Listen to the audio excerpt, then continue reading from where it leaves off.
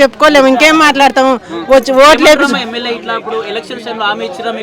ఇచ్చిండ్రు. మేము టేజ్ చేసినాం, ఎమ్మెల్యేకు కుర్చీలు వేసినాం, కూర్చోబెట్టినాం, శాల్వా కప్పినాం, మాకు ఇండ్లు ఈసారంటే ఇస్తామని చెప్పిండ్రు. గెలిచినాక అయిపోయింది. మళ్ళీ మా దిక్కు తిరిగి చూసేటోళ్ళు లేరు. మొన్న వానలు పడితే మొత్తం తడిచిపోయినాం. ఓ పక్క ఎవరు రాలేదు. కార్పెంటర్ వస్తారు, ఇండ్లు కట్టిస్తామంటారు ఓట్లు వేసినప్పుడు.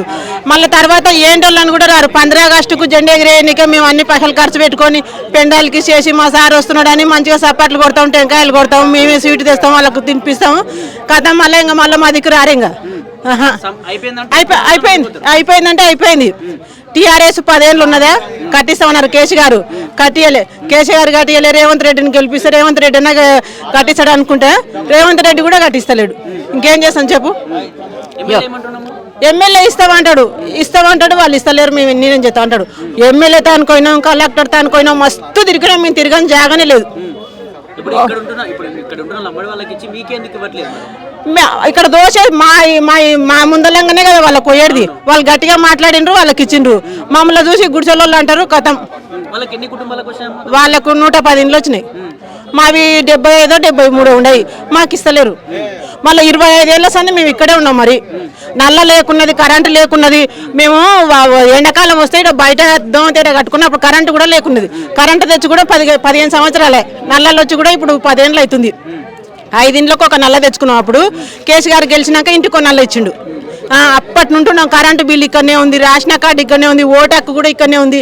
అప్పుడు మా ఇద్దరికే ఉన్నది, కానీ ఇప్పుడు మా 3 పిల్లలకు కూడా ఓటు హక్కు ఇక్కడనే ఉంది. మా ఇంట్లో 5 ఓట్లు ఉన్నాయి. అంత పెద్దోళ్ళు అయిపోయింది. నా పెద్ద బిడ్డకు 3 పిల్లలు, నా చిన్న బిడ్డకు 2 పిల్లలు, నా కొడుకు అంత పెద్దగా ఉన్నాడు. నీ వేజ్ ఉంది, చూసినావు కదా. ఇప్పటిదాకా ఫోటో చూపిస్తే మరి ఎవరు లేనే లేడు.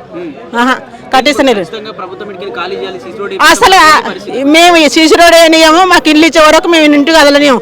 భూమిని పుట్టిన వాళ్ళకి అందరికి భూమి హక్కే ఉంది. ఎవడో వాడు కాలు చేపించేటోడు. ఇన్నేళ్ళ సంది ఉంటున్నాము. ఆయన ఎక్కడో గెలిచి సీట్లో కూర్చున్నప్పుడు కళ్ళు కనిపించలే. మీరు గుడిసెలలో ఓటు వద్దని చెప్పాలి. అప్పుడు కాల్ చేయమని చెప్పాలి. ఓటు వేయించుకున్నంతసేపు గెలిపించుకుంటాడు. గెలిపించినాక గుడిసెలు కాల్ చేయమని నీకు ఆయనే కావాలనా? మేము ముట్లేమా? మాకు లేదా భూమి హక్కు లేదా? మాకు ప్రతి మనిషికి భూమి హక్కే ఉంది. అవునా?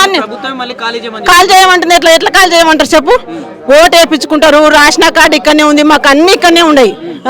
మా పిల్లల పుట్టిన టికెట్ కూడా ఇక్కడనే ఉన్నాయి. మా లేకపోవచ్చు కానీ మా పిల్లల పుట్టిన టికెట్లు కూడా ఇక్కడనే ఉన్నాయి. కాల్ చేయమంటాడు. ఎందుకు కాల్ చేయమంటాడు?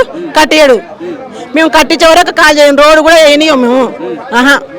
మాకు ఇల్లు కట్టిస్తేనే మాకు మంచిది. ఇల్లు కట్టేయకపోతే ఇంకా మేము రోడ్ వేయనియం.